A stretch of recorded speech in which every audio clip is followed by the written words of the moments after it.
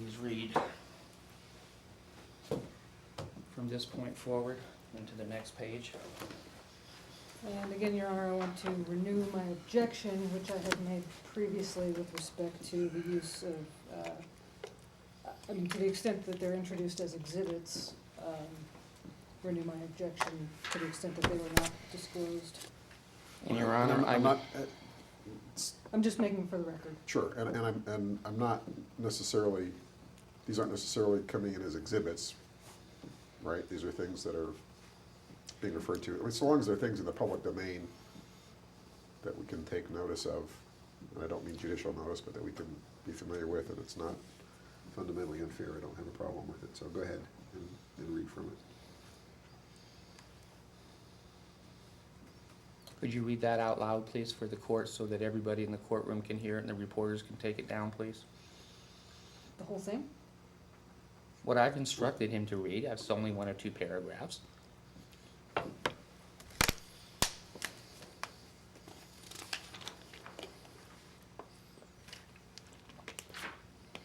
You're probably talking about through this executive order, discrimination on the basis of race, sex, color, national origin, disability, religion, age, sexual orientation, or status as a parent will be prohibited in federally conducted education and training programs and activities. May I stop you just there for a second?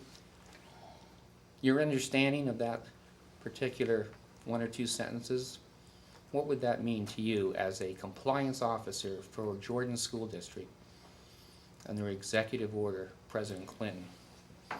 That would mean that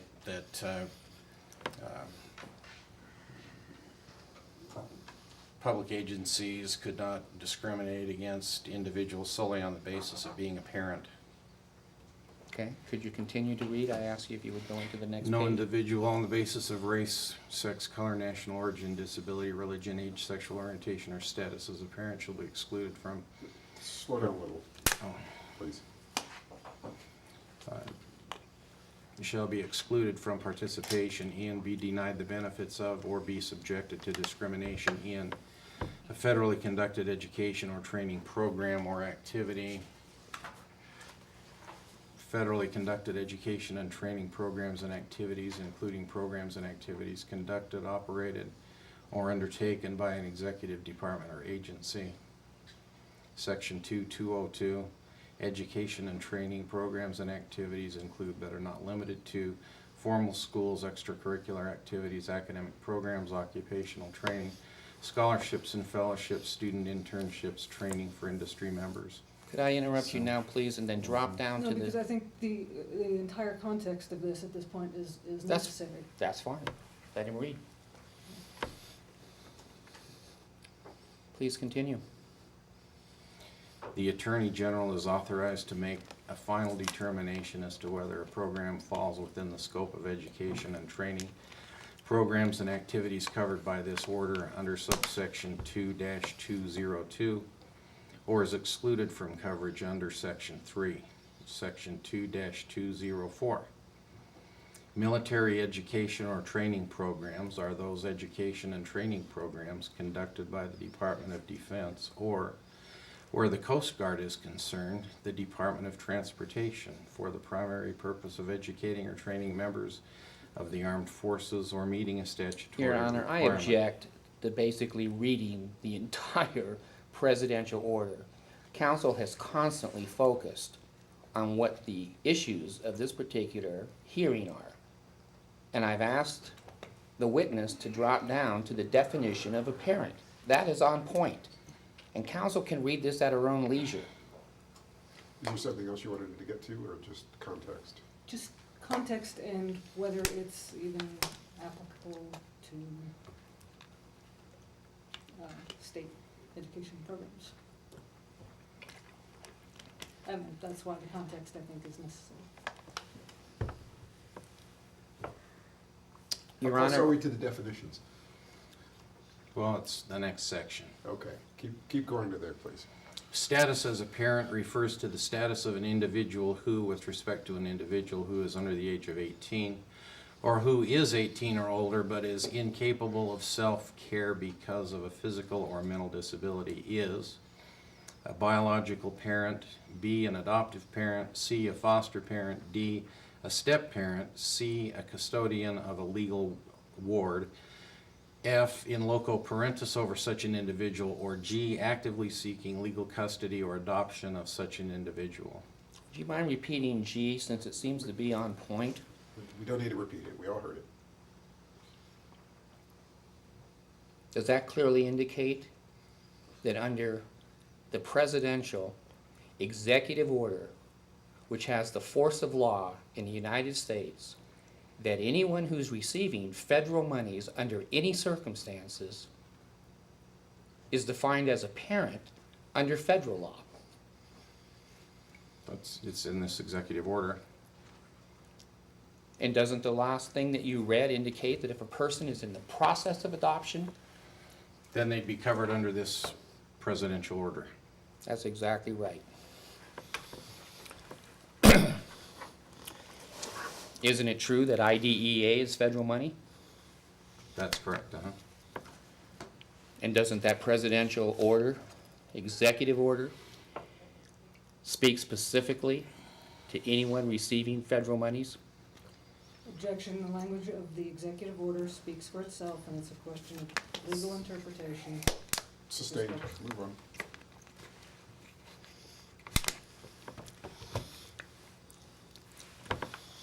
As a compliance officer of the Jordan School District, were you aware of that presidential order indicating that adoption is not necessary for IDEA parenthood?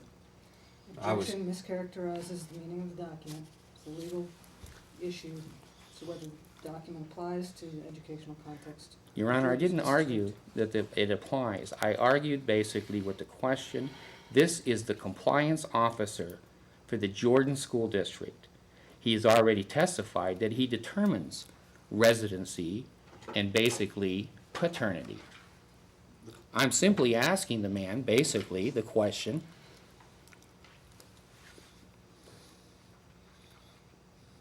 A person can be a parent. Hang on, hang on. Let him- Okay. I'm letting him finish, because this is a matter. to the Yes, sir.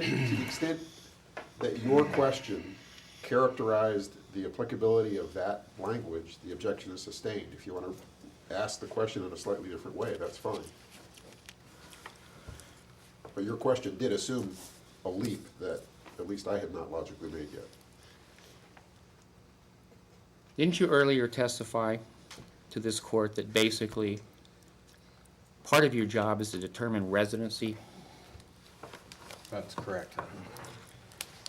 As part of your job to question and/or investigate paternity, if it's not clear? Legal custody, usually. I haven't ever looked at documents of, genetic documents or anything that would indicate who the father was particularly. Did you have that information that's before you now, before I put it before you, as the compliance officer of how a parent is defined for agencies that receive federal monies? I have not seen this executive order. Thank you.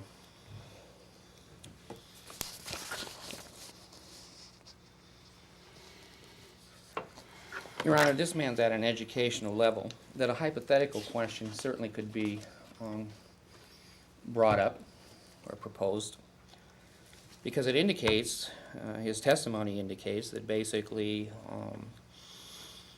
special ed services are exhausted if a child leaves the state of Utah. Is that correct, sir?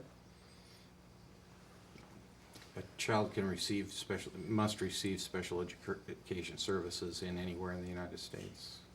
And when is Jordan School District's responsibility for educating my children, if they were qualified for special ed, other than residential permanent residence change? Where would those services be exhausted? Under what circumstances? We'd no longer be responsible for them if the student moved out of the school district. Are you talking presently, their body in the school district? Are you talking about their residence? Could you kind of clarify that? Objection, the question is vague. Well, to- overruled on vagueness, but we've asked this question 4 or 5 different ways. And I think the answer of this witness is if the student, absent rare circumstances that we're not talking about here, like public payment for a private placement out of state, I think this witness's legal conclusion, to the extent it's relevant, is that if a child is not physically present in the state, in his view, has no obligation to provide special education services. Has the officer given that exactly the way you want it to be listed as your testimony? That would be accurate. Okay, then let me present a hypothetical situation. The child gets on an airplane at the Salt Lake International Airport. The Jordan School District would still have responsibility for them if they were a special ed child, wouldn't they? Hard to provide services on the plane. Well, let's say that they're connected by computer. That's been given as testimony that the Jordan School District does provide computer links to children. Well, we don't instruct a student over the computer to have Again- access to the internet. Well, we're just trying to determine here when these services, as the compliance officer, are exhausted. Objection, asked and answered. Your Honor, I'm proposing a hypothetical situation so that we can actually see when and where these services are exhausted according to this man's understanding as a compliance officer. Well, I think the answer is as soon as they leave the state, regardless if they're in an airplane or a spaceship or anything else. Is there a hypothetical that's gonna get us to a different place than that? Well, if the court didn't testify, let the witness testify, I would appreciate that. I am trying to pinpoint. Well, I'm trying to move us along, Mr. Crusett. We've spent a couple of hours. It's not clear to me that this witness's opinion about the law is terribly relevant to our determination of your rights and those of your children. I understand this is how you, this is the only way that you can present evidence because you're representing yourself and you're not gonna be able to testify terribly effectively. I understand that strategic issue, and therefore I've given you a lot of latitude in asking these questions. But I'm also trying to move us along. We've got a lot of issues yet to cover, and I just want to be sure we have an opportunity to do so. Well, I'm sure that I will.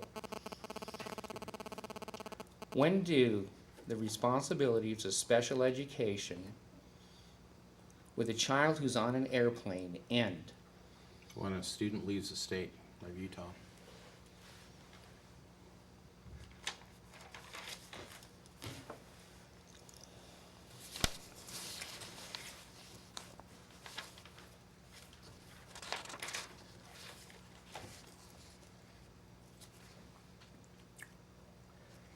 Mr. Evans, could I ask you, the soldiers in Iraq, if their children had special education services, with the parent being absent in a foreign country, would those services cease? The student that was in the Jordan School District, I'm sorry, I didn't quite understand. Would you say that again, please? one parent is in Iraq and the student is in the school district. Is that your situation? Yes. If the student resides in the school district, they would be served if they were eligible. So the absence of the parent doesn't have anything to do with the permanent residence, does it? Objection, the hypothetical is incomplete to the extent that it assumes only one parent. Your Honor, the hypothetical died about 5 minutes ago when the plane hit the runway and you ruled that we weren't gonna go that way. Why are we still on a hypothetical? That was an ordinary question. I think we're on a hypothetical now of somebody in Iraq, but if you can answer the question, Mr. Evans, go ahead. Well, the student has to have a parent or a guardian that they reside with, and then they would get service.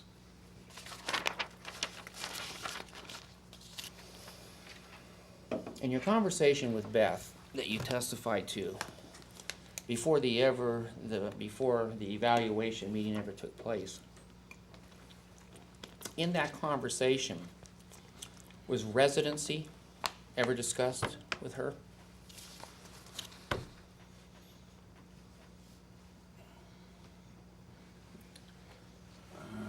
I don't recall. Was paternity ever discussed with her? No. Then is it your testimony that these two particular issues came up after your conversation with her? I'm not aware of when the issues came up. Did you say right? I'm not aware when. No, I am not aware of when those issues came up.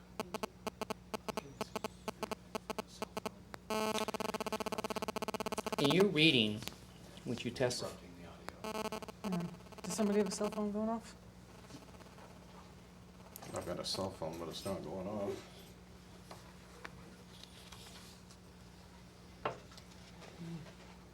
where are we? We're working on the audio. Even if the cell phone's on, it might keep it as feedback. It's near microphone.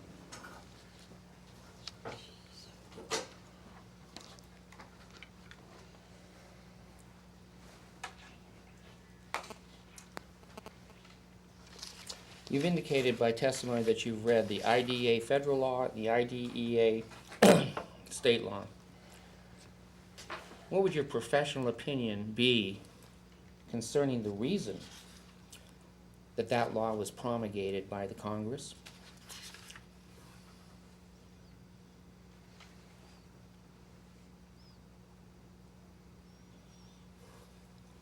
To provide a free, appropriate public education to eligible students with disabilities. So would you say the spirit or the intent of the law is to find students who need help? Yeah, that's part of the law, child find. Okay, you use that word now, I think 2 times, maybe 3, child find. Can you give us, in a very short, concise answer, in your child find system in the Jordan School District, what are the mechanics of that mandated law that you attempt to find children? A teacher or individual, it can be an administrator, teacher, parent, has concerns regarding their child's educational progress and requests an evaluation for services. So is your testimony basically that you don't have a child find system, that all you have is access for parents or teachers or others who might be thinking a child needs services? No.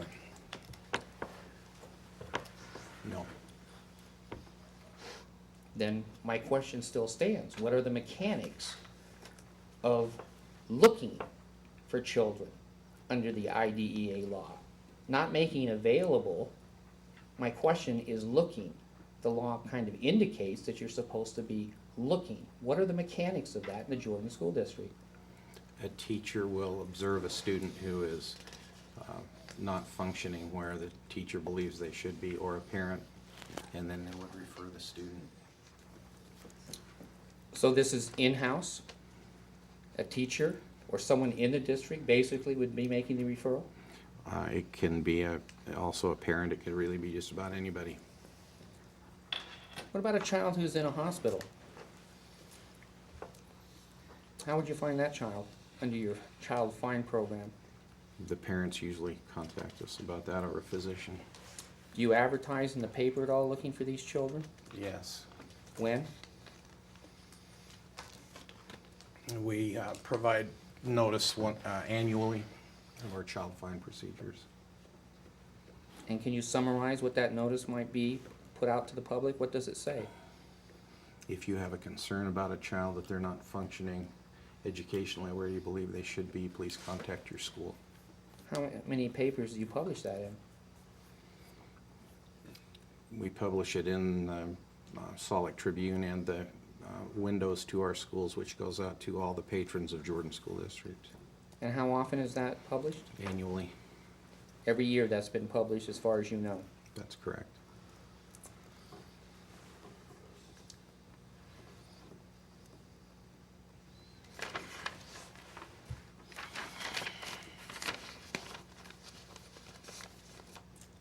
With what you've read tonight, as a parent defined by IDEA law and the executive order of the President of the United States,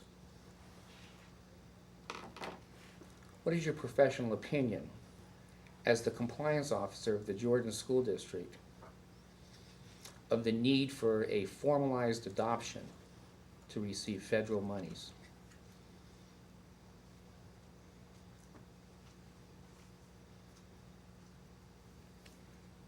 I don't understand the question.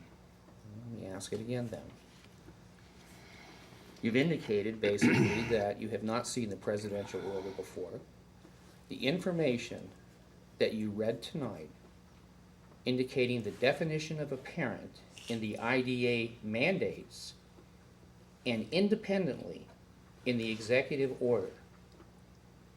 What is your professional opinion of a person who is in the process of adoption to receive IDEA monies?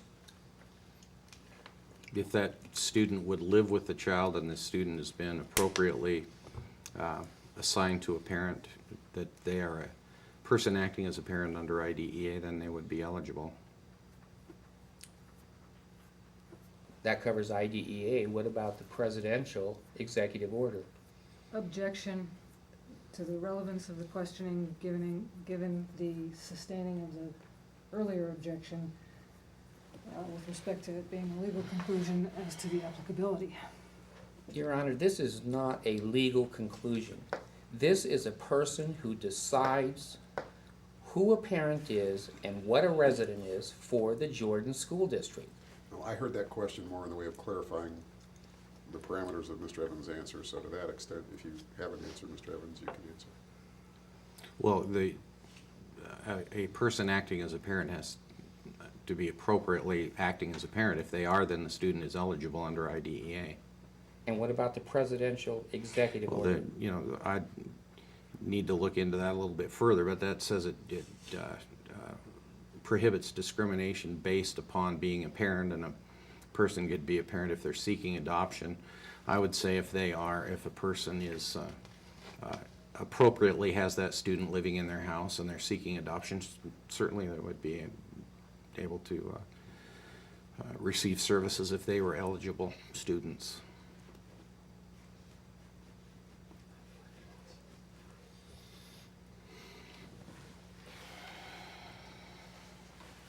Are you aware of any investigation that took place on my residence, my background, my children, my house?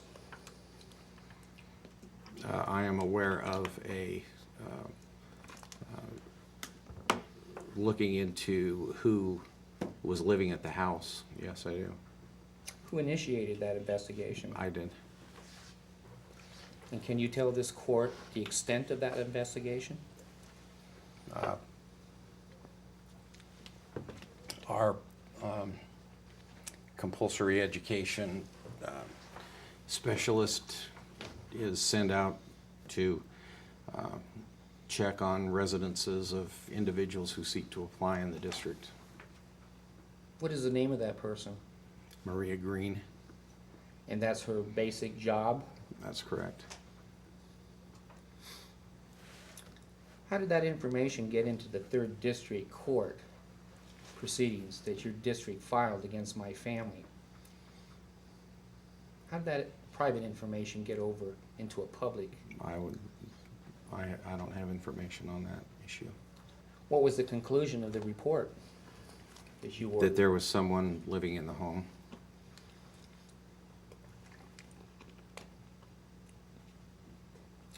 You have in the report who was living in the home? No, we don't. Doesn't the report indicate in the 3rd District action that your district filed against my family that you received information that I wasn't a resident of that home. I'm not aware of the information in the charge. Well, then let's limit the question to basically the report you got back. Could you characterize what information was in that report? That there were individuals living in the house and there was a lockbox on the door. What would be the significance of a lockbox? Many times there'll be a lockbox on the door if the home is being listed in real estate. Did you check the real estate to see if it was listed? I did not check that. Did your investigator? No. Did your investigator do a title search on the home? No. Did they come to the conclusion that I didn't own the home? No, they did not. So the statement basically in the 3rd district that it was reported that I don't own the home is not part of the report that you ordered, is it? That's correct. It's not part of the report that I dealt with. Are you aware of any other reports? I am not aware of other reports. How many times have you seen this compliance officer go out and check the way she did, evidently it's a female, on my home? I've only seen her go out and look at that home at one time.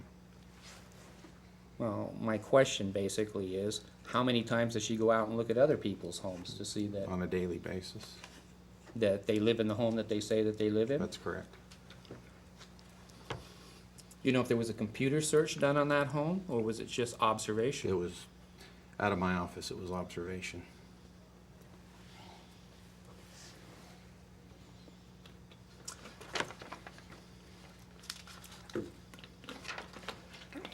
The record, If we're moving to another topic now, why don't we take a break? We need to change tapes here. that's fine. Let's take 5.